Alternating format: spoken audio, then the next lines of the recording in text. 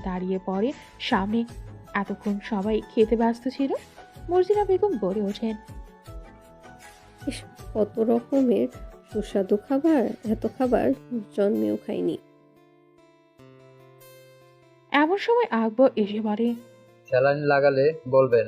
যত খাবার খেলেন ঠিকমতো হজম হবে কিনা সন্দেহ। মিহি তেতে উঠে বলে। ঠিকঠাকভাবে কথা বলুন। আকবর মিহির দিকে তাকিয়ে অবাক হয়ে বলে, আর আটা ময়দা বাকি ছিল না, থাকলে সেগুলো মুখে লাগিয়ে নিতেন। মিহি ভাব নিয়ে বলে, আমি জানি আমাকে খুব সুন্দর লাগছে, তা দেখেই বুঝি আপনার হিংসা হচ্ছে খুব, তাই না? আকবর ভাবা চাকা খেয়ে যায়। এই আটার বস্তাকে দেখে তার কিনা হিংসা হবে। এদিকে শাহনওয়াজ তানহার হাতে আংটি পরানোর জন্য প্রস্তুত হয়। আংটিটা পরাতে যাবে এমন সময় এক গম্ভীর পুরুষালী কণ্ঠস্বর বলে ওঠে, আমাকে ছাড়াই নিজের এঙ্গেজমেন্ট করে নিচ্ছ শাহনওয়াজ সিদ্দিকী? একটু অপেক্ষা তো করতে পারতে। শাহনওয়াজ সামনে তাকিয়ে অবাক স্বরে বলে। আফনান, আফরান এগিয়ে এসে বলে, তোমার জীবনে এত স্পেশাল একটা দিনে আমি আসবো না সেটা ভাবলে কিভাবে? বলি এগিয়ে আসে আফরান সিদ্দিকে। আমার বাড়ি, আমার পরিচয় সব তো দখল করে নিয়েছো, এখন আমার পছন্দের মেয়ের দিকেও নজর দিয়েছো। শাহনওয়াজ অবাক চোখে তাকালো আফরান সিদ্দিকের দিকে। আফরানের চোখে যেন দাউ দাউ করে আগুন জ্বলছে। তানহা তো একদম হতবাক হয়ে তাকিয়ে পরিস্থিতি পর্যবেক্ষণ করছিল। আফরান এগিয়ে এসে হালকা হেসে বলল, আরে মজা করছিলাম, তুমি সিরিয়াস হয়ে গেলে নাকি? চিল, তোমার খুশিতে অংশ নিতে এলাম।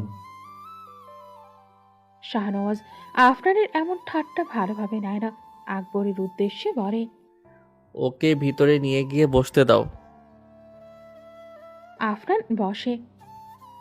এখানে বসার জন্য তো আমি আসিনি, তোমাকে আর তোমার হবু স্ত্রীকে নতুন জীবনের জন্য শুভকামনা দিতে এসেছি। বলেই সে একটি ফুলের তোড়া নিয়ে এগিয়ে এসে তানহার হাতে দিয়ে বলে, শুভকামনা ভাবি, আশা করি আপনার বিবাহিত জীবন সুখের হবে। বলে ফিচেল হাসে। তানহা অস্বস্তি নিয়ে দাঁড়ায়।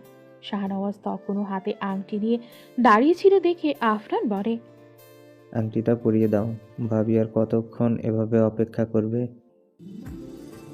শাহনওয়াজ এবার আলতো করে তানহার হাতে আংটি পরিয়ে দেয়। অতঃপর তানহাকে ইশারা করে তানহাও পরিয়ে দেয়। আফরান সিদ্দিকী হাততালি দিয়ে বলে, বাহ, কি সুন্দর মানিয়েছে দুজনকে, কারো নজর না লাগুক। আকবর বিড় করে বলে। নজর দেওয়ার মানুষ তো চলে এসেছে। আফরান এবার আকবরের দিকে ফিরে বলে, কি হয়েছে আকবর, তোমার মুখ দেখে কেন জানি মনে হচ্ছে আমার এখানে আসায় তুমি খুশি হওনি।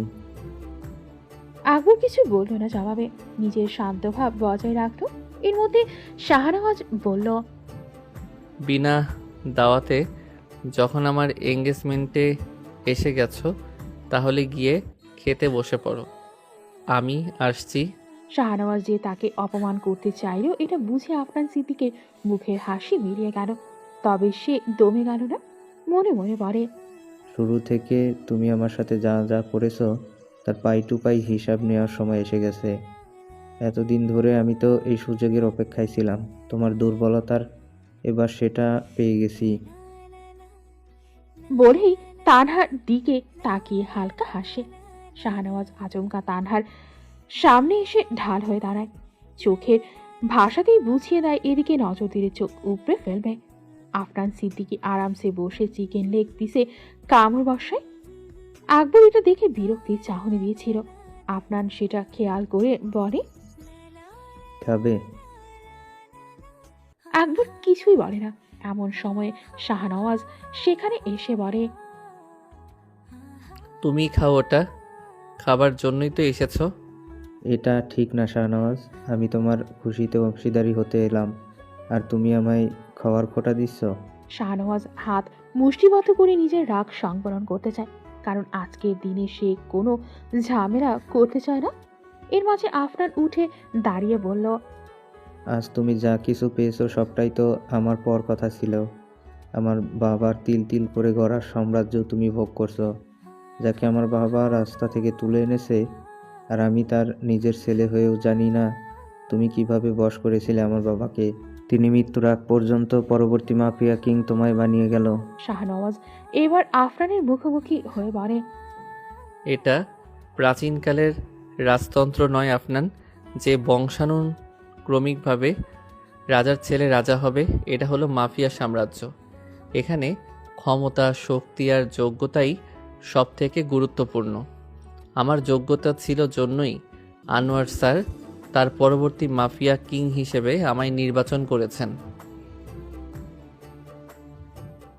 আফরানের চোখ দুটো এবার আরো হিংস্র হয়ে উঠল। তার মনে পড়ে গেল অতীতের স্মৃতিগুলো। চট্টগ্রামের মাফিয়া কিং আনোয়ার হাওলাদারের একমাত্র ছেলে ছিল সে। তাই ছোটবেলা থেকেই সবাই তাকে ভবিষ্যতের মাফিয়া কিং ভাবত, সে নিজেও তাই ভাবত। কিন্তু আফরান যখন অনেক ছোট তখন তার বাবা কোথা থেকে যেন এই শাহনওয়াজকে নিয়ে আসে। সে সময় শাহনওয়াজের পরনে ছিল জীর্ণ শীর্ণ পোশাক, চেহারা ছিল মলিন, দেখেই মনে হয়েছিল কোনো পথশিশু। আফনান তো প্রথম দিকে ঘৃণায় ওর পাশেই যেত না, নিজেদের বন্ধুদের নিয়ে ওকে কম বুড়িও করেনি। কিন্তু শাহনওয়াজের প্রতি আনোয়ার হাওয়ালদার অনেক প্রসন্ন ছিলেন। তিনি এমনকি শাহনওয়াজকে নিজের পদবি দেন, নিজের ছেলের মতো দেখতে থাকেন। এমনকি এক সময় তো আফরানের থেকে শাহনওয়াজকে তার প্রিয় হয়ে ওঠে। সবাই শাহনওয়াজকে বলতো তার ডান হাত। এত কিছুর পরেও আফরানের এটা বিশ্বাস ছিল যে তার আর যাই হোক না কেন তার বাবা অন্তত তাকে পরবর্তী মাফিয়া কিং করবে। কিন্তু দিন শেষে তার সেই আশাও ভেঙে গেল যখন তার বাবা মৃত্যুসজ্জায় তাকে নয় বরং এই শাহনওয়াজ সিদ্দিকীকে পরবর্তী মাফিয়া কিং ঘোষণা করল। যদিও তিনি নিজের ব্যবসার বেশিরভাগ অংশ তুলে দিয়েছিলেন আফরানের হাতে, কিন্তু তাতেও আফরান সন্তুষ্ট ছিল না। তার মনে হয়েছে তার সাথে প্রতারণা হয়েছে। এসব ভাবনা থেকে বেরিয়ে আফরান বলে ওঠে, তুমি আমার সবকিছু কেড়ে নিয়েছো শাহনেওয়াজ সিদ্দিকী, এবার কেড়ে নেওয়ার পালা আমার। এতক্ষণে আকবর মুখ খুলে বলে, শাহনওয়াজ স্যার আপনার থেকে কিছু কেড়ে নেয়নি। উনি নিজের যোগ্যতায় সবকিছু অর্জন করেছেন। যদি আপনি ওনার থেকে বেশি যোগ্য হতেন তাহলে আপনার বাবা কখনোই ওনাকে নির্বাচনে করতেন না। আফরান গর্জে উঠে বলে, তোমার লেকচারগুলো আমি শুনতে এখানে আসিনি। বলেই সে ফুঁসতে ফুঁসতে চলে যায়। মিহি পুরো সিদ্দিকী ম্যানশনে ঘুরে ঘুরে অনেকের সাথে ভাব জমানোর চেষ্টা করছিল, কিন্তু কেউ তাকে বিশেষ পাত্তা দিচ্ছিল না।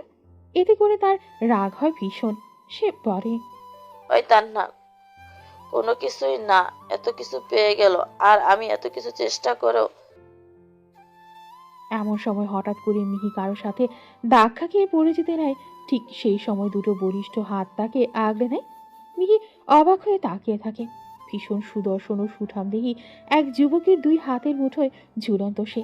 সে হা করে তাকিয়ে থাকে যুবকটির দিকে। এদিকে নিজের দিকে মিহিকে এভাবে তাকিয়ে থাকতে দেখে যার বর্ণায় বিরক্ত হয় আফরান সিদ্দিকী। বিরক্তির স্বরে মিহিকে সোজা করে দাঁড় করিয়ে চলে যেতে নেবে এমন সময় মিহি বলে ওঠে, ধন্যবাদ আমাকে বাঁচানোর জন্য। আফরানের মেজাজ খারাপ ছিল, তাই সে কিছু না বলে চলে যেতে নেয়। ঠিক সেই সময় মিহি পেছন থেকে বলে ওঠে, ও হ্যালো, কিছু বলছেন না কেন? অ্যাটিটিউড? আমি কিন্তু জেনতেন কেউ না, শাহনাজ সিদ্দিকের হবু শালি আমি। এসব অ্যাটিটিউড অন্য কোথাও দেখাবেন। কথাটা শোনা মাত্রই আফরান থেমে পেছন ফিরে তাকায়। মিহিকে পা থেকে মাথা পর্যন্ত একবার ভালো করে পরখ করে নিয়ে বলে, ইন্টারেস্টিং, ভেরি ইন্টারেস্টিং। তানহা এত ভিড়ের মাঝে নিজেকে ভীষণ একা বোধ করছিল। এমন সময় আচমকা তার পিঠে কারো স্পর্শ অনুভব করে পেছন ফিরে দেখতে পায় শাহনওয়াজ সিদ্দিকীকে। শাহনওয়াজ তার উদ্দেশ্যে বলে, একা একা লাগছে? আমি থাকতে তুমি একা নও। আচ্ছা, ওই লোকটা কে ছিল? আমার পরিচিত একজন। শাহনওয়াজের সংক্ষিপ্ত জবাব শুনে তানহা আবারও সাহস করে প্রশ্ন করে, আমায় কেন বিয়ে করতে চাইছেন সেটা তো বললেন না স্পষ্ট করে। আমি কারণ জানতে চাই। শাহনওয়াজ বলে। বেশ, কারণ জানতে চাইলে চলো আমার সাথে। বলেই তানহাকে নিজের সাথে নিয়ে যেতে থাকে। শাহনওয়াজ তানহাকে নিজের সাথে তার রুমে নিয়ে এসে দরজাটা বন্ধ করে দিল। তানহা শাহনওয়াজের দিকে অবাক চোখে তাকিয়ে বলল, আপনি আমায় এখানে কেন নিয়ে এলেন? কি দেখতে চান আমায়? শাহনওয়াজ নিজের কাভার্ডের কাছে গেল। কিছু সময় পর সেখান থেকে একটা টিফিন বক্স বের করলো। দেখে মনে হচ্ছে টিফিন বক্সটা অনেক পুরাতন। শাহনওয়াজ তানহার সামনে টিফিন বক্সটা বাড়িয়ে দিয়ে বলে, দেখো তো এটা চিনতে পারো কি না? তানহা সেটা হাতে নিয়ে বলে, এটা তো একটা টিফিন বক্স, কিন্তু এর সাথে আমার কি সম্পর্ক? শাহনওয়াজ দীর্ঘশ্বাস ফেলে বলে, তার মানে তুমি ভুলে গেছো? অবশ্য ভুলে যাওয়াটাই স্বাভাবিক। যাই হোক, তোমার এটার কথা না হয় মনে নেই, কিন্তু এটা কি মনে আছে যে কি? তুমি যখন অনেক ছোট ছিলে, 4-5 বছর বয়স, তখন তোমার মাও বেঁচে ছিলেন। সেই সময় মনে আছে? তুমি বোধহয় সেদিন প্রথম স্কুলে গিয়েছিলে। সেদিন তোমাদের স্কুলের বাইরে একটা কিশোর বসেছিল। সে ক্ষুধার্ত ছিল। তোমার মা সেদিন ছেলেটিকে বাড়িতে নিয়ে গিয়ে খেতে দিয়েছিল, মনে আছে? এরপর থেকে তোমার মা প্রতিদিন টিফিনে তোমার জন্য এক্সট্রা খাবার দিত, যাতে তুমি সেখান থেকে ছেলেটিকে দিতে পারো। একদিন ছেলেটির হাতে চোট লেগেছিল। সেদিন তুমি তোমার ছোট্ট হাতে ওই ছেলেটিকে খাইয়ে দিয়েছিলে, মনে আছে? তানহা নিজের অতীতের স্মৃতিতে ডুব দেয়। সত্যি তার সাথে এমনই হয়েছিল। একজন পথ শিশুকে সে এভাবেই খাইয়ে দিয়েছিল। এরপর শাহনওয়াজ আবার বলে ওঠে, তারপর একদিন তুমি স্কুলের সামনে বসে কাঁদছিলে। পথ শিশুটা তোমার কাছে গেলে তুমি তোমার পুরো টিফিনটা তাকে দিলে। সেদিন টিফিনে খুব কম খাবার ছিল। তুমি কাঁদতে কাঁদতে ছেলেটিকে বলেছিলে তোমার মা আর নেই, তিনি তোমাকে ছেড়ে অনেক দূরে আল্লাহর কাছে চলে গেছেন, তাই এখন থেকে কেউ আর তোমার জন্য খাবার দেবে না। সেদিন ছেলেটা তোমায় সান্ত্বনা দিয়েছিল, তোমার মাথায় হাত বুলিয়ে বলেছিল এতদিন যেভাবে তুমি ওকে খাবার দিয়েছ, তেমনিভাবে এবার থেকে ও তোমার জন্য খাবার নিয়ে আসবে, মনে আছে তোমার? তানহার চোখে জল চলে আসে। সে বলে, কিন্তু ছেলেটা আর আসেনি, ও মিথ্যাবাদী ছিল। ওর জন্য আমি অনেক অপেক্ষা করেছিলাম। গরিব বাড়িতে সৎ মা আমায় ঠিকভাবে খেতে দিত না। আমি আশায় ছিলাম একদিন ও আসবে আমার জন্য খাবার নিয়ে, কিন্তু ও নিজের কথা রাখেনি। এক সময় আমিও ওর আশা বাদ দিই, নিজের ভাগ্যের সাথে মানিয়ে নিই। শাহনওয়াজ এবার তানহাকে নিজের বুকের সাথে জড়িয়ে ধরে বলে, আমি দুঃখিত, তোমার কঠিন সময়ে আমি তোমার কাছে আসতে পারিনি। বিশ্বাস করো, আমি চেয়েছিলাম তোমার জন্য খাবার নিয়ে যেতে, কিন্তু পরিস্থিতি এমন ছিল যে আমাকে সম্পূর্ণ এক নতুন জীবনে প্রবেশ করতে হয়, যেখানে আমার নিজের স্বাধীনতা বলে কিছু ছিল না। অন্যের কথা মতো চলতে হতো আমায়। আর তাই মানে তুমি সেই? হ্যাঁ তানহা, আমি তোমার সেই ছোটবেলার বন্ধু, যে ছোটবেলায় তোমাকে দেয়া কথা রাখতে পারিনি। কিন্তু এবার সময় এসেছে নিজের ভুল শোধরানোর। এবার আমি তোমায় সব কিছু থেকে আগলে রাখবো। আমি তোমায় কথা দিলাম। বলেই সে তানহাকে আরো শক্ত করে আঁকড়ে ধরে। মনে করে সেদিন তানহাকে দেওয়া কথা রাখতে সে খাবার জোগাড় করতে মানুষের দাঁড়ে দাঁড়ে ঘুরছিল। আর ঠিক সেই সময়ে তার দেখা হয় আনোয়ার সিদ্দিকীর সাথে। খাবার জোগাড় করার সময় শাহনওয়াজ যখন একটি রেস্টুরেন্টে চুরি করতে গিয়ে মার খাচ্ছিল, তখন আনোয়ার সিদ্দিকী তাকে উদ্ধার করে নিজের সাথে নিয়ে যান নিজের মাফিয়া সাম্রাজ্যে। আর সেখানে তার জীবনটা নিয়ন্ত্রণে নিয়ে নেয়। এরপর শাহনওয়াজ নিজের ইচ্ছায় কখনো ওই সাম্রাজ্যের বাইরে আসতে পারেনি। যখন সেই সুযোগ পেল, তানহার অনেক খোঁজ করেছে, কিন্তু তার খোঁজ পায়নি। এরপর তানহার সাথে সেদিনের ঘটনার পর ওর বায়োডাটা খুঁজতে গিয়ে সবকিছু বুঝতে পেরেছে। তানহা শাহনওয়াজকে বলে, এবার আপনি আমায় সত্যি আগলে রাখবেন তো? আগের মতো আর আমায় ছেড়ে যাবেন না তো? শাহনওয়াজ তানহার হাত ধরে বলে, এই যে হাতটা ধরলাম, মৃত্যুর আগে অবধি তোমার এই হাত আমি ছাড়বো না, কথা দিলাম তোমায়। সত্যি? হুম। শাহনওয়াজ তানহার কপালে চুমু খায়। তানহা লজ্জায় মিলিয়ে যায়। আজ তানহা ও শাহনওয়াজের গায়ে হলুদ। এ নিয়ে পুরো সিদ্দিকী ম্যানশনে চলছে আয়োজন। আকবরের আজকের পুরো দিন কাটছে ব্যস্ততায়। সে আজ দম ফেরারও সময় পাচ্ছে না। এর মাঝে সে খেয়াল করেছে মিহিকে কেমন জানি অদ্ভুত লাগছে। সে ফোনে কারোর সাথে ভীষণ কথা বলছে, আবার তার হাতে ভীষণ দামি একটা ব্রেসলেট, গলায় দামি লকেট। এসব দেখে আকবরের কেমন একটা খটকা লাগে। সে ভাবে,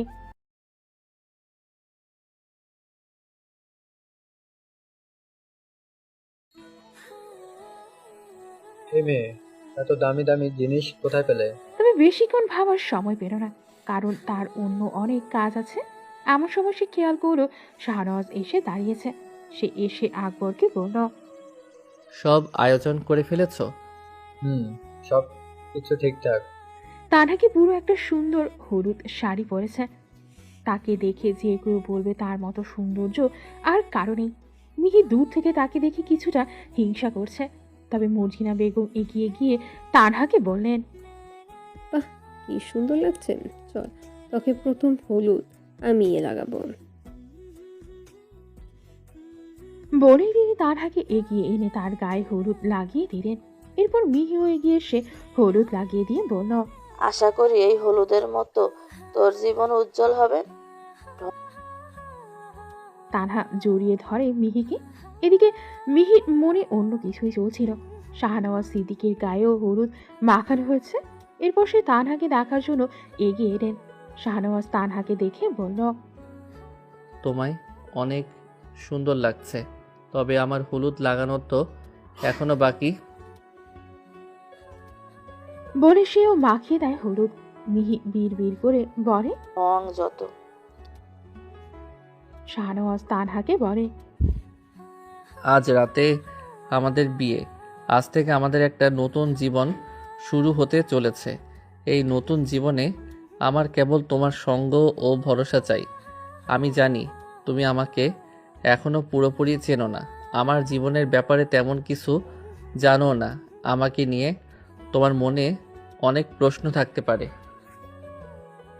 সব প্রশ্নের উত্তর আমি তোমায় দেব, শুধু আমার উপর একটু ভরসা রাখো।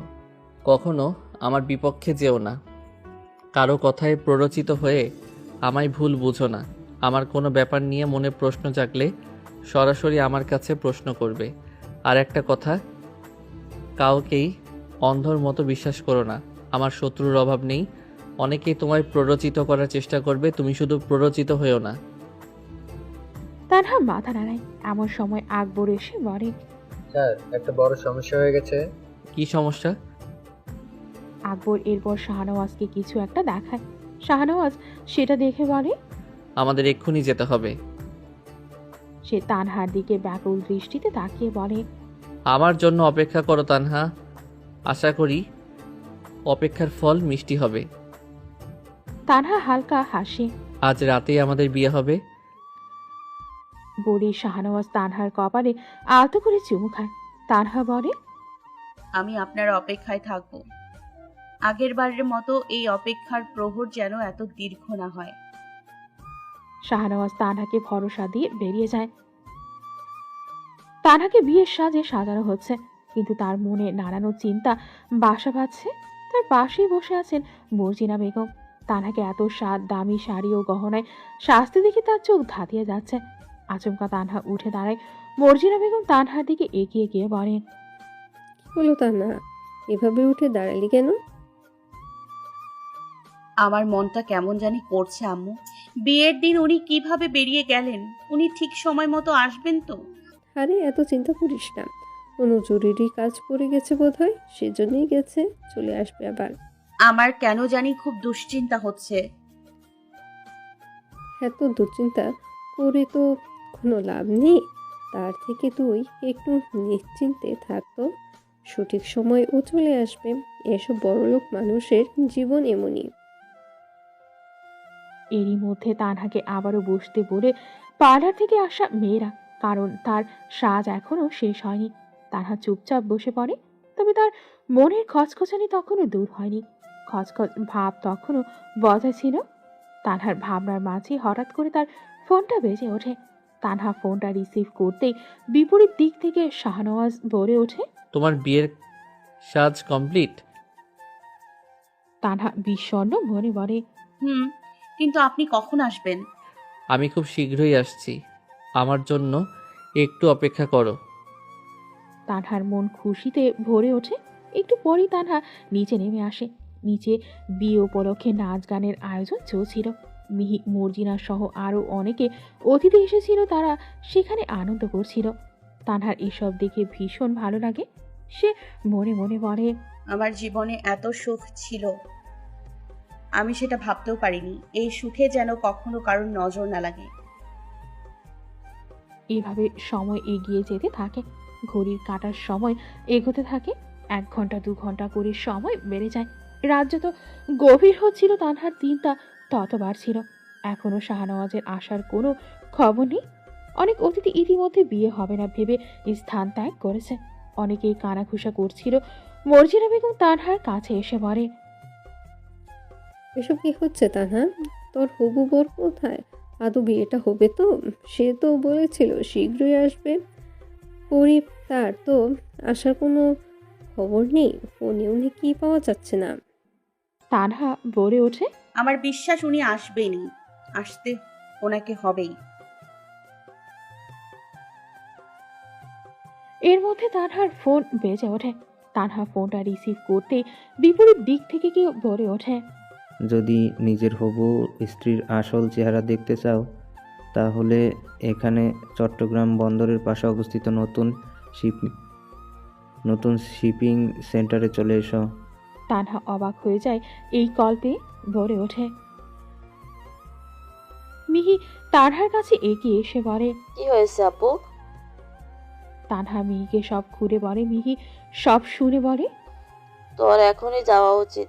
যাকে বিয়ে করতে চলছিস সে মানুষ হিসেবে কেমন সেটা তো তাকে জানতে হবে, না হলে বিয়ের পর যদি কোনো সমস্যায় পড়িস তখন। তাছাড়া দেখ, তোকে কথা দিয়েও উনি এখনো বিয়েতে উপস্থিত হননি। তানহা বলে, আমার শাহনওয়াজ সিদ্দিকীর ওপর ভরসা আছে। আমি জানি উনি খারাপ মানুষ নন। উনি আমায় বলেছেন কারো কথায় ওনাকে সন্দেহ না করতে, ওনাকে অন্ধভাবে বিশ্বাস না করতে। কিন্তু তুই তো ওনাকেই অন্ধভাবে বিশ্বাস করছিস। যখন একজন তোকে কল করে এমন কথা বলেছে তখন তোর একবার যাওয়া উচিত। কিন্তু আমি একা যাব যদি কোনো বিপদ হয়। ঠিক আছে, তোকে একা যেতে হবে না, আমিও যাব তোর সাথে। আচ্ছা চল। তানহা বের হতে নেবে এমন সময় শাহনওয়াজের ঠিক করে রাখা কিছু গার্ডস এগিয়ে এসে বলে, কোথায় যাচ্ছেন ম্যাম? স্যার আপনাকে বাইরে যেতে নিষেধ করেছে। তানহা বলে, আমায় যেতে দিন, আমার জরুরি কাজ আছে।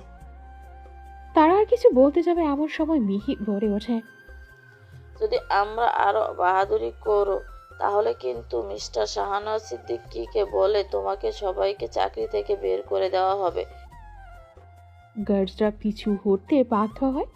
তানহা মিহির সাথে শপিং সেন্টারে চলে আসে। তানহা মিহিকে বলে, এখানে তো কিছুই দেখতে পারছি না, তাহলে কি আমাকে বোকা বানানো হলো? আমি আগেই ভেবেছিলাম যে শাহনওয়াজ লোকটা খারাপ নন। এমন সময় চিৎকারে চেঁচামেচির আওয়াজ পাওয়া যায় একটা কন্টেনারের ভেতর। মিহি তানহাকে বলে, চল তো এখানে গিয়ে দেখি। তানহা ও মিহি সেদিকে এগিয়ে যায়। সেখানে যেতেই দুজনের চোখ বের হয়ে আসার উপক্রম হয়, কারণ বাইরে থেকে তারা দেখতে পারে শাহনওয়াজ সিদ্দিকী কন্টেনারের ভেতর থাকা 4 জন মানুষের সামনে ধারালো অস্ত্র নিয়ে দাঁড়িয়ে আছে। ওই 4 জন ব্যক্তি বারবার তার কাছে নিজেদের প্রাণ ভিক্ষা চাচ্ছে, কিন্তু শাহনওয়াজের চোখে বিন্দুমাত্র দয়া নেই। তার চোখে ভয়ঙ্কর ক্ষোভ। চোখের পলকে সে ধারালো অস্ত্রটা দিয়ে এক এক জনের গলায় ক্ষোভ বসায়। তার শরীর থেকে মাথা আলাদা হয়ে যায়, চারিদিক রক্তে ভেসে যায়। এই ভয়ানক দৃশ্য দেখে তানহা চিৎকার করতে নেবে এমন সময় মিহি তার মুখ চেপে ধরে পড়ে। কি করছিস আপু? যদি শুনে ফেলে তোকেও এভাবে শেষ করে দেবে। বলে সে তানহাকে টানতে টানতে দূরে নিয়ে যায়। তানহা এদিকে এসে কাঁদতে কাঁদতে বলে, কি ছিল এটা? উনি এটা কিভাবে করতে পারলেন? ওই নিরীহ মানুষদের এভাবে মারলেন? ওনারা নিজের প্রাণ ভিক্ষা চাচ্ছিলেন। মিহি বলে, আমার তো ভীষণ খারাপ লাগছে আপু। সবার ঘরে নিশ্চয়ই বউ বাচ্চা ছিল, ওনারা হয়তো অপেক্ষা করছে। আর তানহা কেঁদে ফেলে। কিন্তু তোকে কে সাবধান করলো আপু? কে তোর ওই শুভাকাঙ্ক্ষী? এমন সময় একজন পুরুষ এগিয়ে এসে বলে, আমি। তানহা সেদিকে তাকিয়ে আফনান সিদ্দিকীকে দেখে বলে ওঠে, আপনি? হ্যাঁ আমি সেদিন আমি আপনাকে এভাবে সতর্ক করতে চেয়েছিলাম, কিন্তু আমি বুঝতে পারিনি, তাই আজ আবার সতর্ক করতে চলে এলাম। আমি মুখে বললে বিশ্বাস করতেন না, তাই লাইভ দেখালাম। এটা হলো শাহনওয়াজ সিদ্দিকীর আসল রূপ। উনি কতটা ভয়াবহ আপনার উনি কতটা ভয়াবহ মানুষ আপনি কল্পনাও করতে পারবেন না। আমার বাবা, যিনি ওকে রাস্তা থেকে তুলে এনেছে, এত বড় সাম্রাজ্যের মালিক করেছেন, তার মৃত্যুর পরও আমায় দেখতে দেয়নি। ও জানেন, এত জঘন্য লোকটা প্রতিনি প্রতিদিন অপরাধ প্রতিদিন নিরপরাধ মানুষদের হত্যা করে এভাবে চাঁদাবাজি আর কত নারীকে ধর্ষণ। তানহা নিজের কানে হাত দিয়ে বলে। চুপ করুন, আমি আর শুনতে চাই না। আফনান সিদ্দিকী বলে। এটাই সত্য। আপনাকে বিয়ে করার পেছনে নিশ্চয়ই ওনার কোনো খারাপ উদ্দেশ্য আছে। আপনি যদি নিজের ভালো চান তাহলে চলে যান অনেক দূরে কোথাও। এত জঘন্য কাউকে বিয়ে করবেন না। কোথায় যাব আমি? এই চট্টগ্রাম থেকে অন্তত দূরে কোথাও যান, তাহলে শাহনওয়াজ সহজে আপনার নাগাল পাবে না। কিন্তু কিভাবে? মিহি বলে। আপু, আমি কোনো ব্যবস্থা করে দিচ্ছি, চল। তানহা মিহির সাথে মিলে চট্টগ্রাম রেলওয়ে স্টেশনে পৌঁছে গেছে। মিহি তানহাকে বলে। আপু, এরপর যেই ট্রেন আসবে সেটাই চেপে তুই অনেক দূর কোথাও চলে যা। তানহা বলে। কিন্তু আমি যাব কোথায়, আর সেখানে গিয়ে কোথায় থাকবো? মিহি বিরক্তির সূচক ভঙ্গিতে বলে। আরে আগে এখান থেকে পালা, তারপর কি করবি সেটা ভেবে পরে ভাবিস। বলেই তানহাকে মানানোর চেষ্টা করে। এর মাঝে ট্রেন চলে আসতেই মিহি তানহাকে বলে। দ্রুত ট্রেন উঠে পড়। তানহা বুঝতে পারছিল না কি বলবে। মিহি তানহাকে চুপ দেখে বলে। এমন চুপ আসিস কেন তুই? ট্রেনে উঠে পড়। তানহা বলে। আমার কেমন জানি মনটা কুই কুই করছে। ট্রেনে ওঠাটা কি ঠিক হবে? কেন ঠিক হবে না? আমি বুঝতে পারছি না কি করব, কোথায় যাব। আমার হাতে তো একটা কানাকড়িও নেই। তুই চুপচাপ চলে যা তো, না হলে ওই রাক্ষসটা তোকে বিয়ে করতে হবে। তানহা তবুও নিজেকে মানাতে পারছিল না। এর মাঝে তার মনে হঠাৎ করে একটা চিন্তা ভেসে ওঠে। সবসময় আমরা চোখে যা দেখি সেটা কি সত্য হয়? এর বাইরেও তো অনেক কিছু হতে পারে। তাছাড়া শাহনওয়াজ তানহাকে বলেছিল তার উপর ভরসা রাখতে। এসব মনে করে তানহা বলে ওঠে। আমার মনে হয় আমার একবার মিস্টার শাহনওয়াজের সাথে কথা বলা উচিত। ওনার কাছে জানতে চাওয়া উচিত ওই লোকগুলোকে উনি কেন মারলেন। তুই কি পাগল হয়ে গেছিস আপু? নিজের চোখে ওই লোকটার এত ভয়ানক রূপ দেখার পরেও তুই কিভাবে এই কথা বলছিস বলতো? আমরা সবসময় যা চোখে দেখি তার বাইরেও তো কিছু সত্য থাকতে পারে। আমাকে সবটা জানতে হবে। বলেই তানহা রেল স্টেশন থেকে বের হবার জন্য সামনের দিকে পা বাড়ায়। গভীর রাত হওয়ায় তখন খুব একটা ভিড় ছিল না। মিম আশেপাশে তাকিয়ে দেখে নেয় কোনো সিসিটিভি আছে কিনা। নেই দেখে সে খানিকটা নিশ্চিন্ত হয়। মনে করে আফনান সিদ্দিকীর বলা কথা, আজ যে করেই হোক তাকে তানহাকে শাহনওয়াজ সিদ্দিকীর জীবন থেকে দূরে পাঠাতে হবে। এর বিনিময়ে আফনান সিদ্দিকী মিমকে অনেক অর্থ দেওয়ার ও এমনকি তাকে নিজের জীবনসঙ্গী করারও প্রতিশ্রুতি দিয়েছে। এই সুবর্ণ সুযোগ মিম কিছুতেই হাতছাড়া করতে চায় না। তাই সে তানহার হাত টেনে ধরো। তানহা বলে ওঠে। কি হলো মিহি, আমায় আটকাচ্ছিস কেন? এদিকে আয় আপু, তোর সাথে জরুরি কথা আছে। আবার কি বলবি? এদিকে আয় না। বলেই তানহাকে নিয়ে রেল স্টেশনের কিছুটা সামনে এগিয়ে যায় মিম। তানহা মিমকে বলে। আমায় এখানে কেন নিয়ে এলি? কি বলবি বল জলদি। এর মাঝে ট্রেনের হুইসেল দেয়। মিহি বুঝতে পারে ট্রেন ছাড়ার সময় হয়ে গেছে। সে তানহাকে শক্ত করে জড়িয়ে ধরে, অতঃপর বলে। আমি জানি সারাটা জীবন আমি তোকে অনেক কষ্ট দিয়েছি। আম্মুর সাথে মিলে সবসময় তোর উপর অত্যাচার করেছি। এসবের কোনো ক্ষমা হয় না, সেটাও জানি আমি। হ্যাঁ, কিন্তু তুই এসব কেন বলছিস? আমি জীবনেও তোর সাথে অনেক খারাপ কিছু করেছি আপু, কিন্তু আজ নিজের স্বার্থে তোর সাথে আরো খারাপ কিছু করতে হবে। মানে?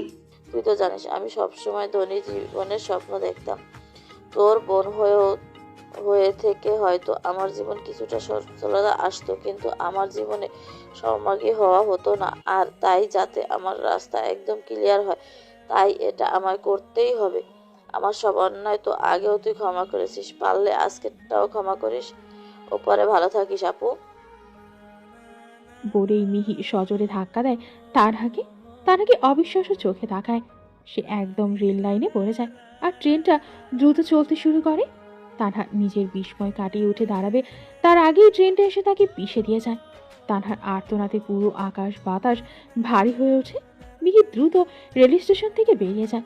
রেল স্টেশনের বাইরে এসে বলে, তানহার চ্যাপ্টার ক্লোজ। এবার আমাকে আফনানের সাথে দ্রুত যোগাযোগ করতে হবে। আপাতত কিছুদিন আমায় আত্মগোপনে থাকতে হবে। বলেই সে নিজের ফোন বের করে আফনানকে কল করে। শাহনওয়াজ সিদ্দিকী যখন নিজের কাজ শেষ করে সিদ্দিকী ম্যানশনে ফিরে জানতে পারে তানহা এখানে উপস্থিত নেই, তখন সে ভীষণ রেগে যায়। নিজে ঠিক করে রাখা গার্ডদের উদ্দেশ্যে বলে, তোমরা আমার কথার অমান্য করলে কোন সাহসে? তোমাদের আমি বলেছিলাম না তানহার উপরে নজর রাখতে, ও যেন তোমাদের চোখের আড়াল না হয়? তাহলে কিভাবে তোমরা ওকে এভাবে যেতে দিলে? সবগুলো গার্ডস মাথা নিচু করে নেয়। শাহনওয়াজ বলে, যদি আজ আমার তানহার কিছু হয় তাহলে তোমাদের কাউকে আমি ছাড়বো না। এরপর সে ক্ষিপ্ত দৃষ্টিতে মর্জিনা বেগমের দিকে এগিয়ে গিয়ে বলে, আপনার মেয়ে তানহাকে নিয়ে কোথায় গেছে? ভালোই ভালোই বলুন, নয়তো। বিশ্বাস করো বাবা, আমি এসব ব্যাপারে কিছু জানি না। তোমার খোঁজ করতেই তো তানহা বেরিয়ে গেল আর মিম ওকে সঙ্গে দিতে গেল।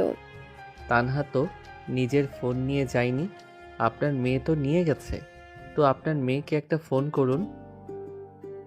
মর্জিনা বেগম ভীমের নাম্বার ডায়াল করে কল করে, কিন্তু ফোনটা সুইচ অফ দেখায়। শাহনওয়াজ ক্ষোভে ফেটে পড়েছিল। আকবর এগিয়ে এসে বলে, আপনি চিন্তা করবেন না বস, আমি ওনার লোকেশন ট্র্যাক করার ব্যবস্থা করছি। যত দ্রুত সম্ভব তানহা ম্যামকে খুঁজে বের করব আমি। ওনার কোনো ক্ষতি হতে দেব না। এদিকে মর্জিনা বেগম ভাবেন, এই মেয়েটা কোথায় গেল এভাবে? আমাকে তো কিনা বললো না। না জানি কোনো বিপদে আছে আর আমি সেই বিপদে ফেসে যাই। তানহার কিছু হয়ে গেলে তো এই শাহনওয়াজ সিদ্দিকী আমায় ছিঁড়ে খাবে। নতুন দিনের আগমন ঘটেছে চট্টগ্রামে, কিন্তু শাহনওয়াজের জীবনে যেন ঘোর অমানিসার আগমন ঘটেছে। কাল রাত থেকে এখনো অবধি তানহার কোনো খোঁজ নেই। শাহনওয়াজ সিদ্দিকীর আদেশে আকবর শহরের প্রতি কোনায় কোনায় তানহাকে খুঁজে চলেছে। মিমের লাস্ট লোকেশন বলছে বন্দর এলাকায়, কিন্তু এরপর আর কোনো খোঁজ নেই তাদের। শাহনওয়াজ বুঝতে পারে না কি হয়েছে। এর মাঝে আকবর বিমর্ষ ও নতজানু ভঙ্গিতে শাহনওয়াজের সামনে এসে দাঁড়ায়। শাহনওয়াজ আকবরকে এইভাবে দেখে ভ্রু কুঁচকে বলে, কি হয়েছে আকবর? তোমায় এমন লাগছে কেন? Is everything okay? আকবর দীর্ঘশ্বাস ফেলে বলে, জানি না স্যার, আপনাকে সংবাদটা কিভাবে দেব। তানহার খোঁজ পেয়েছো তুমি? কোথায় ও?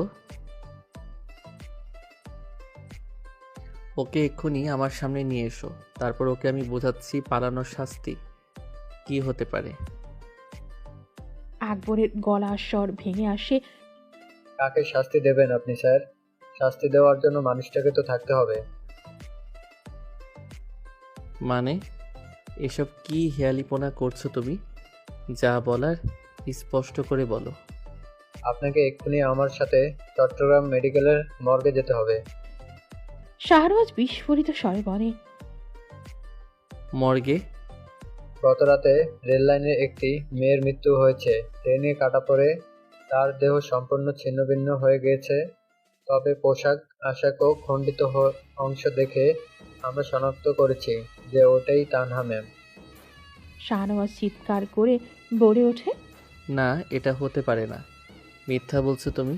আমার তানহার কিছু হতে পারে না। শাহনওয়াজ এসে উপস্থিত হয়েছে চট্টগ্রাম মেডিকেল কলেজের মর্গের সামনে। তবে এখনো সে বিশ্বাস করতে নারাজ যে তানহার বেঁচে নেই।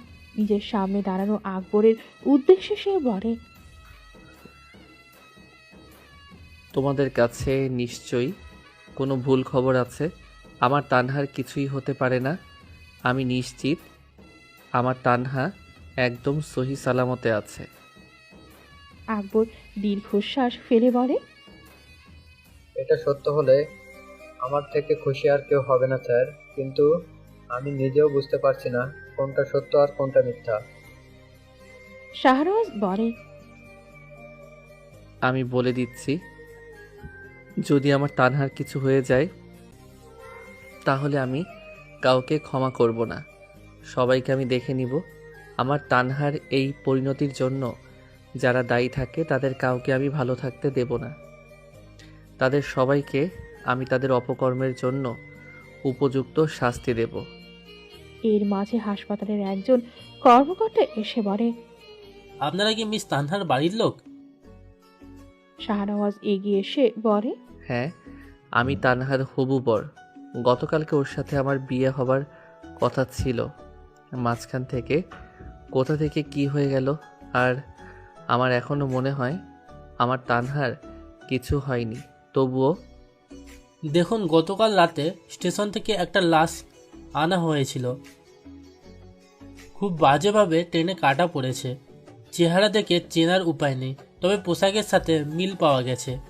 আমরাও ওখান থেকে যে লোক এসেছিল সে পোশাক দেখে শনাক্ত করেছে এইটা তানহা। ওনার পরনে বিয়ের বেনারসি শাড়ি ছিল। এখন আপনি একবার লাশটা যদি দেখে শনাক্ত করতেন তাহলে ভালো হতো। শাহনওয়াজ সিদ্দিকী বলে ওঠে, ওই বিয়ের লাল বেনারসি শাড়িটা আমি ওকে কিনে দিয়েছিলাম। আমি দেখলে নিশ্চয়ই তাই চিনতে পারবো। আপনি শুধু আমাকে একবার দেখার ব্যবস্থা করে দিন। ঠিক আছে, এসে দেখে যান। বলেই লোকটা তাকে মর্গে প্রবেশ করতে আহ্বান জানায়। শাহনওয়াজও পা বাড়ায়, তবে এখনো তার স্থির বিশ্বাস তানহার কিছু হয়নি, আর তানহা একদম ঠিক আছে। শাহনওয়াজ মর্গের ভেতরে ঢোকে। বুকের ভেতর এক অদ্ভুত কম্পন অনুভব করে সে। তার মন বারবার বলছে তানহা ঠিক আছে, তবু এই শীতল ভ্যাপসা পরিবেশ আর লাশের গন্ধ তার স্থির বিশ্বাসকে নাড়িয়ে দেয়। একটা সাদা কাপড় দিয়ে ঢাকা লাশ রাখা আছে একটি ট্রলির ওপর। তার মনে হয় ওটা নিশ্চয়ই অন্য কারো লাশ। তার তানহা ওখানে নেই। মর্গ অফিসার পাশে দাঁড়িয়ে থাকে, আর শাহনওয়াজ ধীরে ধীরে লাশটির কাছে এগিয়ে যায়। তার পা যেন আর চলতে চাইছে না। যখন সে ট্রলির কাছে পৌঁছায় তার হাত কাঁপতে থাকে। সে ধীরে ধীরে কাপড়টি সরাতে শুরু করে। প্রথমটা সে শুধু একটি লাল শাড়ির অংশ দেখতে পায়। তার চোখ ভিজে আসে। সে আর কিছু দেখতে চায় না, কিন্তু তার মন তাকে বলে, পুরোটা দেখো, এখনো আশা আছে, এখনো তানহা বেঁচে থাকতে পারে। সে কাপা হাতে সম্পূর্ণ কাপড়টি সরিয়ে ফেলে, কিন্তু লাশটির দিকে তাকাতেই তার পৃথিবীটা যেন থমকে যায়। তার সামনে যা আছে তা কোনো মানুষের অবয়ব নয়। শরীরটা বিকৃত, ছিন্ন ভিন্ন, মুখটা বোঝার উপায় নেই। শাহনওয়াজের শরীর জমে যায়, তার জ্ঞান হারানোর উপক্রম হয়, কিন্তু তার চোখ আটকে যায় সেই লাল বেনারসি শাড়িটার দিকে। শাড়িটা দেখে তার মনে পড়ে সে নিজ হাতে তানহাকে এই শাড়িটি বেছে দিয়েছিল। আজ সেই শাড়িটা রক্তে রাঙানো, ছেঁড়া, নোংরা। শাহনওয়াজের বুকে তীব্র একটা কষ্ট অনুভব হয়। সে মাথা ঘুরিয়ে নেয়, চোখ থেকে জলের ধারা নেমে আসে। শাহনওয়াজ আর কোনো কথা বলতে পারে না। সে শুধু তার মাথার উপর হাত দিয়ে ফোঁস করে একটা দীর্ঘশ্বাস ছাড়ে। তার বিশ্বাস, তার আশা, তার স্বপ্ন সবকিছু মুহূর্তেই ভেঙে যায়। সে মাটিতে বসে পড়ে আর চিৎকার করে কাঁদতে শুরু করে। আকবর বাইরে থেকে দেখতে পায় শাহনওয়াজের এই অবস্থা। সে ছুটে আসে আর তাকে ধরে তোলে। সে বলে, স্যার, নিজেকে সামলান। আমি জানি এটা কঠিন, কিন্তু আপনাকে শক্ত হতে হবে। শাহনওয়াজ আকবরের হাতটা ধরে বলে, আমার তানহা আর নেই। আমার সব কিছু, আমার স্বপ্ন, আমার ভালোবাসা সব শেষ হয়ে গেল। আমি কাকে নিয়ে বাঁচব? কেন এমন হলো? কেন? আমার তানহার কি দোষ ছিল? ও তো কারোর কোনো ক্ষতি করেনি। কেন ওর সাথে এমন হলো? আকবর তাকে বুকে জড়িয়ে নিয়ে বলে, স্যার, শান্ত হন, শান্ত হন। এখন আর কোনো লাভ নেই। আপনাকে শক্ত হতে হবে। শাহনওয়াজ আকবরের কাঁধে মাথা রেখে কাঁদতে থাকে। তার কাঁধে মাথা রেখে সে বলে, আমি ওকে বলেছিলাম আমাদের বিয়ে হবে, আমাদের একটি সুন্দর জীবন হবে, কিন্তু কে জানতো আমাদের জীবন এমনভাবে শেষ হবে। আমি ওর জন্য একটা সুন্দর জীবন তৈরি করতে চেয়েছিলাম, আর দেখো ওকে এমনভাবে মরতে হলো। আমি ওদের কাউকে ছাড়বো না। যারা এর জন্য দায়ী তাদের আমি শেষ করে দেব। আমি শপথ করছি। আমি ওদের খুঁজে বের করব আর উপযুক্ত শাস্তি দেব। আকবর তাকে বোঝায়। শান্ত হন স্যার। প্রতিশোধ নিতে হলে আপনাকে বাঁচতে হবে, আপনাকে শক্তিশালী হতে হবে। প্রতিশোধের আগুন আপনার ভেতরে জ্বলছে, কিন্তু সেই আগুন নিয়ন্ত্রণের মধ্যে রাখতে হবে। এখন আমাদের তানহা ম্যামের জানাজা। শাহনওয়াজ চোখের জল মুছে আকবরের মুখের দিকে তাকায়।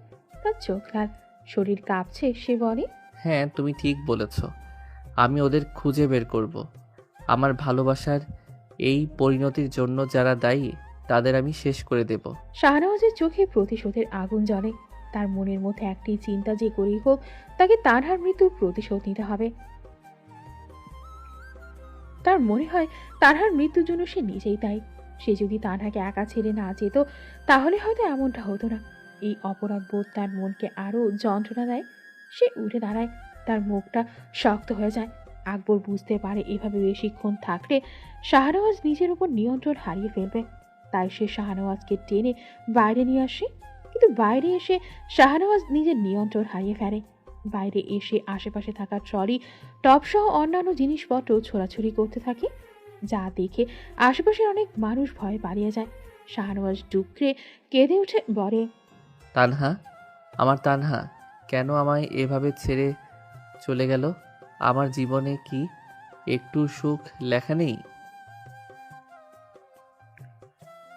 শাহনওয়াজের চোখের সামনে তানহার প্রতিচ্ছবি ভেসে উঠতে সে আরো বেশি নিয়ন্ত্রণহীন হয়ে পড়ে। এমন সময় সে নিজের সামনে তানহাকে দেখতে পায়। অবাক হয়ে বলে, তানহা তুমি? তানহা হেসে বলে, হ্যাঁ আমি। তুমি কেন আমাকে ছেড়ে চলে গেলে? আমার ভালোবাসার কি কোনো দাম নেই তোমার কাছে? কে বললো আমি চলে গেছি? আমি তো আপনার পাশেই আছি। মনের চোখ দিয়ে খুঁজলেই আমাকে পেয়ে যাবেন। তার মানে সত্যি তোমার কিছু? ধীরে ধীরে তানহার প্রতিচ্ছবি অদৃশ্য হয়। শাহনওয়াজ ক্রোধে একটা টব নিয়ে ছুঁড়ে ফেলতে যাবে, এমন সময় এক নারী কণ্ঠ ভরে ওঠে, হচ্ছেটা কি এখানে? এটা একটা হাসপাতাল, কোনো চিড়িয়াখানা নয়। শাহনওয়াজ কণ্ঠটা শুনে থমকে যায়। অবাক হয়ে পেছনে ফিরে তাকাতেই তার বিস্ময় দ্বিগুণ হয়। নারীটি এগিয়ে এসে বলে, এসব ভাঙচুর করছেন কেন এখানে? তুমি? আমি গাইনোলজিস্ট ডক্টর সোহিনী চৌধুরী। শাহনওয়াজ আরো বেশি অবাক হয়ে যায়। আচমকা সোহিনী চৌধুরীকে জড়িয়ে ধরে বলে, তুমি তানহা, আমার তানহা। আমি জানতাম তুমি আমায় ছেড়ে কোথাও যেতে পারো না। শাহনওয়াজ আরো বেশি অবাক হয়ে যায়। আচমকা সোহিনী চৌধুরীকে জড়িয়ে ধরে বলে, তুমি তানহা, আমার তানহা। আমি জানতাম তুমি আমায় ছেড়ে কোথাও যেতে পারো না। ডাক্তার সোহিনী চৌধুরী শাহনওয়াজের এমন অনাকাঙ্ক্ষিত স্পর্শে ভীষণ অপ্রস্তুত হয়ে পড়ে। দ্রুত তাকে ঠেলে দূরে সরিয়ে বলে, দূরে থাকুন আমার থেকে। কে আপনি? আপনার সাহস কি করে হলো আমায় স্পর্শ করার? সোহিনীর কথা শুনে শাহনওয়াজ থমকে গেল। আকবর অবাক হয়ে ডাক্তার সোহিনীর দিকে তাকিয়েছিল। সেও বলে ওঠে, উনি তো একদম তানহা ম্যামের মতো দেখতে, তাহলে নিজের নাম ভিন্ন বলছেন কেন? একই রকম দেখতে দুটো মানুষ, এটাও কি সম্ভব? শাহনওয়াজ এবার সোহিনীর কাছে এসে তার মুখটা আলতো করে স্পর্শ করে বলে, তুমি এমন কেন করছো তানহা? আমায় চিনতে পারছো না নাকি আমার সাথে মজা করছো? নিশ্চয়ই মজা, আমি শিওর মজাই করছো তুমি। আমি মজা করছি না। আর আপনি আমায় তানহা কেন বলছেন? আমি ডক্টর সুহানী চৌধুরী। না, তুমি আমার তানহা। আকবর এবার এগিয়ে আসে। সোহিনী আকবরের উদ্দেশ্যে বলে, আপনি কি ওনার সাথে এসেছেন? যদি এসে থাকেন তাহলে ওনাকে সামলান। উনি আমায় ভুল ভাবছেন। আকবর বলে ওঠে। আপনি কি সত্যি ডাক্তার সোহানী? সোহিনী এবার বিরক্তি স্বরে বলে, এসব প্রশ্নের মানে কি? এই হাসপাতালের সমস্ত ডাক্তারকে গিয়ে জিজ্ঞেস করুন আমি কে। অদ্ভুত সব। শাহনওয়াজ আকবরের উদ্দেশ্যে বলে, আকবর, তুমি তানহাকে বলে দাও ও যেন আমার সাথে এই বাজে মজা আর না করে। কাল আমাদের বিয়ে হবার কথা ছিল। আমরা একসাথে কত সুন্দর মুহূর্ত কাটিয়েছি, আর ও কিনা আমায় চিনতে পারছে না। এমন সময় হাসপাতালের আরও একজন ডাক্তার প্যাথোলজিস্ট শুভ ইসলাম এগিয়ে আসেন। তাকে দেখেই সোহিনী এগিয়ে যায়। আকবর ও ডাক্তার শুভকে চেনে, কারণ তারা একই এলাকার। শুভকে দেখে আকবরও তার কাছে এগিয়ে যায়। সোহিনী শুভকে বলে, ডাক্তার শুভ, দেখুন না, এনারা আমার পরিচয় নিয়ে সংশয় প্রকাশ করছেন। আকবর ডাক্তার শুভর দিকে তাকিয়ে বলে, শুভ ভাই, উনি কি সত্যিই? হ্যাঁ আকবর, উনি তো আমাদের হাসপাতালের একজন প্রতিষ্ঠিত ডাক্তার। আমরা আবার ওনার পরিচয় নিয়ে সন্দেহ প্রকাশ করছেন কেন? আকবর থমকে যায়। শুভ তার এলাকার বড় ভাই, ভীষণ মেধাবী একজন ব্যক্তি। তাকে আকবর বিশ্বাস করে, তাই সে আর সন্দেহ প্রকাশ না করে বলে, আসলে উনিও হুবহু আমাদের পরিচিত একজনের মতো দেখতে, আর সেই কারণেই যাই হোক, আমাদের বুঝতে ভুল হয়েছে। অতঃপর সে ডাক্তার সোহিনীর দিকে তাকিয়ে দুঃখ প্রকাশ করে বলে, স্যারের ব্যবহারের জন্য আমরা আন্তরিকভাবে ক্ষমা প্রার্থী। আসলে আপনি না একদম ওনার ফ্রেঞ্চের মতো দেখতে, আর ওনার ফ্রেঞ্চ আজকেই একটা দুর্ঘটনায় মারা গেছেন। ওনার লাশ মর্গে। ডাক্তার সোহিনী এবার নরম সুরে বলে, ও, তাহলে এই জন্য উনি এমন করছিলেন। আমি বুঝতে পারছি ওনার অবস্থাটা। হয়তো সত্যি ওনার প্রেমিকার সাথে আবার কিছু মিল আছে। যাই হোক, আপনারা ওনাকে সামলান, আমি আসছি। বলেই সোহিনী বিদায় নেয়। ডাক্তার শুভ তার পেছনে যায়। শাহনওয়াজ তাদের পেছন পেছন যেতে নিতেই আকবর তাকে আটকে বলে, দাঁড়িয়ে যান স্যার, উনি তান্না ম্যাম নন, উনি সম্পূর্ণ ভিন্ন একজন ব্যক্তি। কিন্তু এটা কিভাবে হয় আকবর? তুমি দেখলে ওনাকে, উনি একদম আমার তানহার মতো দেখতে। ও যদি আমার তানহার না হয় তাহলে ওকে? শুভ ভাইকে আমি চিনি স্যার, উনি আমার বড় ভাইয়ের মতো। উনি অন্তত আমায় মিথ্যা বলবেন না। তবুও আপনি চিন্তা করবেন না, আমি নিজের মতো খোঁজ নিচ্ছি। দেখা যাক কিছু করতে পারি কিনা। আপনি নিশ্চিন্তে থাকুন। তানহা ম্যামের জানাজা কবরের। শাহনওয়াজ চেঁচিয়ে উঠে বলে, না, আমার তানহা বেঁচে আছে, তুমি দেখলে না? তারপর ওর কিসের জানাজা হবে? আমার বিশ্বাস ওই ডাক্তারই আমার তানহা। নিশ্চয়ই ও কোনো কারণে নিজের পরিচয় লুকিয়ে চলছে। আসল সত্যটা আমি সামনে আনবই। বলেই শাহনওয়াজ সামনে এগোয়। এদিকে আকবর ভাবতে থাকে, আসলে সত্যটা কি তাহলে? ডাক্তার সোহিনী নিজের কেবিনে প্রবেশ করে বিশ্রাম নিচ্ছিল। তার মাথা থেকে তখন ওই ব্যাপারটা যায়নি। সে বিড়বিড় করে বলে, সত্যি কি ওই লোকটার ফিয়ন্সে আমার মতোই দেখতে?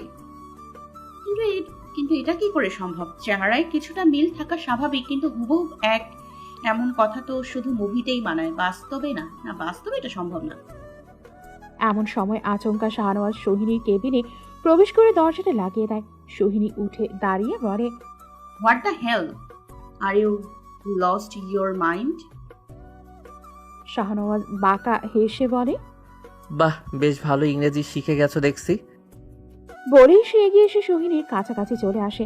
সোহিনী পিছিয়ে গিয়ে দেয়ালে ঠেসে যায়, চিৎকার করে বলে, দূরে যান আমার থেকে, সিকিউরিটি।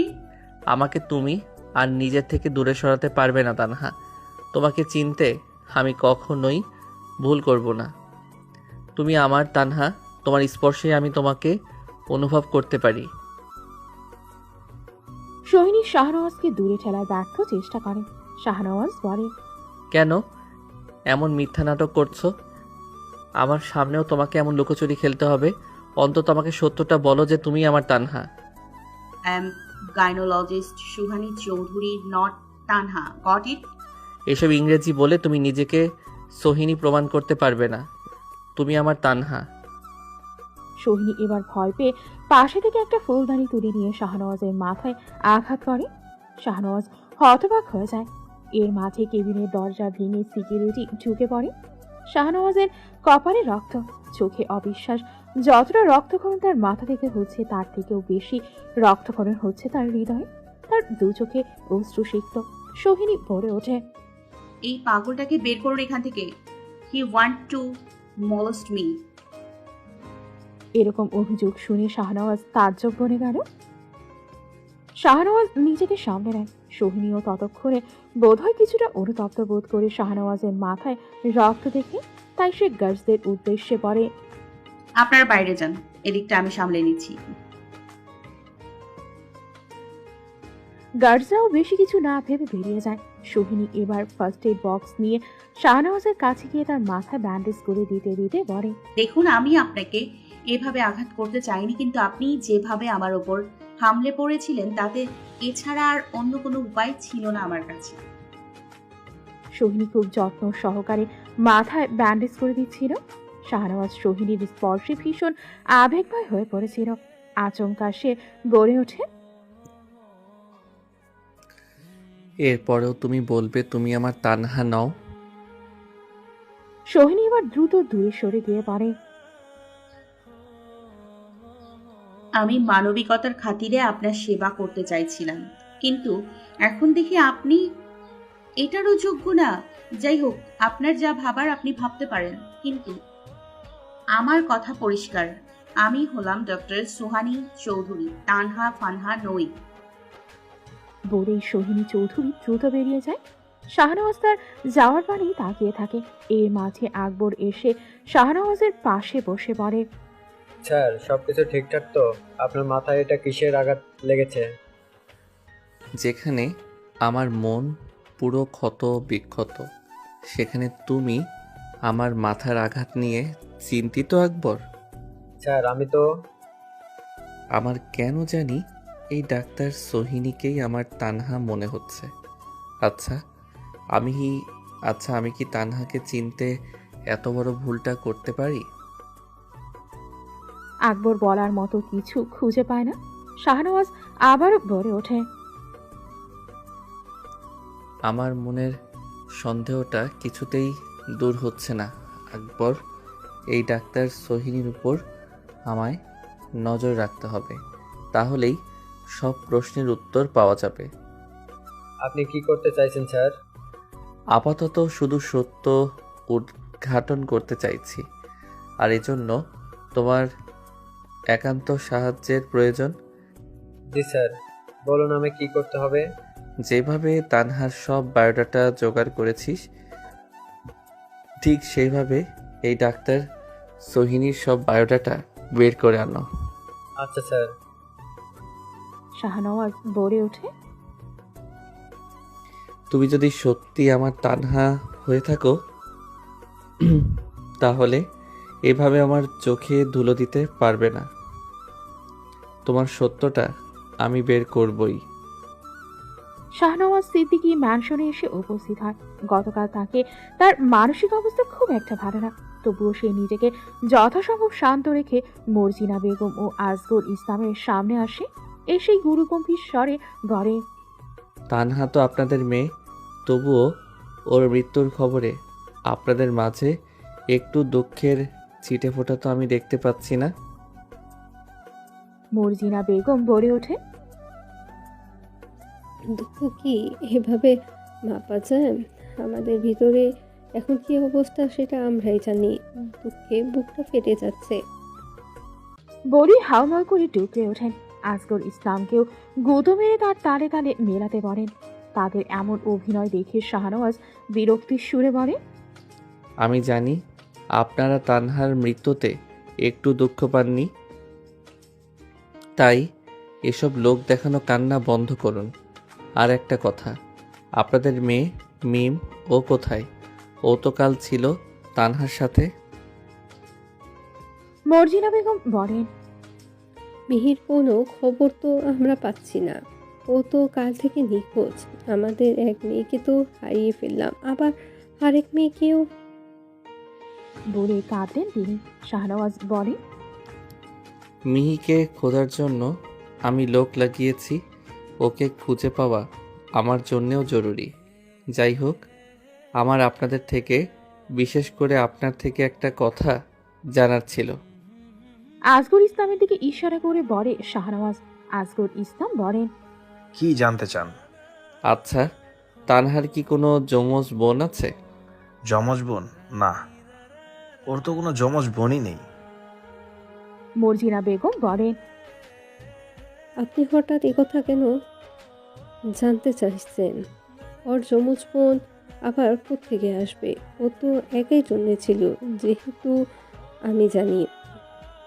শাহনওয়াজ বলে, আচ্ছা, আপনারা যান, আজ তারা দুজনেই চলে যায়। একটু পর আকবর আসে। আকবরকে দেখে শাহনওয়াজ বলে ওঠে, তানহার কোনো যমজ বোন নেই। আকবর, এবার তুমি বলো, যমজ বোন ছাড়া কি এই দুনিয়ায় কখনো দুটো মানুষ সম্পূর্ণ একরকম দেখতে হয়? আদৌ কি এটা সম্ভব? না স্যার। তাহলে ওই ডাক্তার সোহিনী আমার তানহার মতো দেখতে হয় কিভাবে? এক্ষেত্রে কয়েকটা ফ্যাক্টর কাজ করতে পারে। হয়তো তানহা ম্যামের মা বাবা সত্য লুকাচ্ছে, বা হয়তো ওনার যমজ বোন ছিল কিন্তু কোনো কারণে হাসপাতালে বাচ্চা চুরি হয়েছে, বা এমন কিছু। ওনাদের দেখে আমার মনে হয়নি ওনারা মিথ্যা বলছেন। আর এটা বাস্তব জীবন আকবর, কোনো মুভি নয় যে এমনভাবে বাচ্চা হাসপাতালে চুরি হবে বা অদল বদল হবে।